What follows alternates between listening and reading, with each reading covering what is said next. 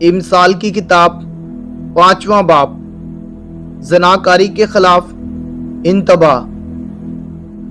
اے میرے بیٹے، میری حکمت پر توجہ کر، میرے فہم پر کان لگا، تاکہ تو تمیز کو محفوظ رکھے اور تیرے لب علم کے نگہبان ہوں، کیونکہ بیگانہ عورت کے لبوں سے شہد ٹپکتا ہے اور اس کا منہ تیل سے زیادہ چکنا ہے، اور اس کا نظام نگدونے کی مانند تلخ اور دو دھاری تلوار کی مانند تیز ہے۔ اس کے پاؤں موت کی طرف جاتے ہیں، اس کے قدم پاتال تک پہنچتے ہیں، سو اسے زندگی کا ہموار راستہ نہیں ملتا۔ اس کی راہیں بے ٹھکانہ ہے، پر وہ بے خبر ہے۔ اس لیے اے میرے بیٹو، میری سنو اور میرے منہ کی باتوں سے برگشتہ نہ ہو۔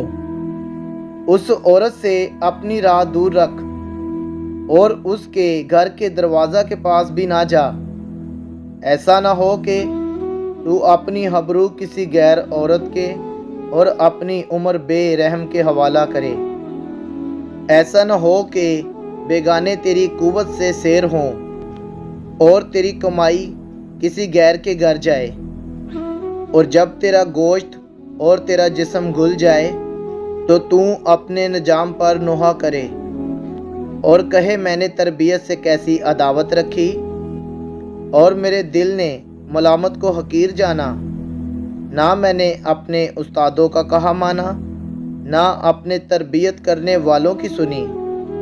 میں جماعت اور مجلس کے درمیان قریبا سب برائیوں میں مبتلا ہوا۔ تو پانی اپنے ہی حوض سے اور بہتا پانی اپنے ہی چشمہ سے پینا۔ کیا تیرے چشمے باہر بہہ جائیں اور پانی کی ندیاں کوچوں میں؟ وہ فقط تیرے ہی لیے ہو، نہ تیرے ساتھ غیروں کے لیے ہو۔ تیرا سوتا مبارک ہو اور تو اپنی جوانی کی بیوی کے ساتھ شاد رہ۔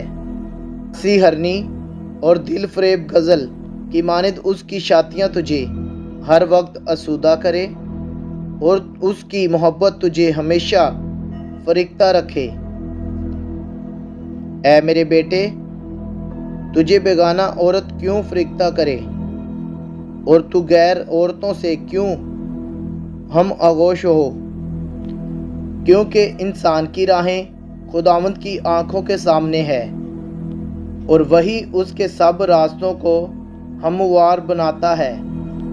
شریر کو اس کی بدکاری پکڑے گی اور وہ اپنے ہی گناہ کی رسیوں سے جکڑا جائے گا۔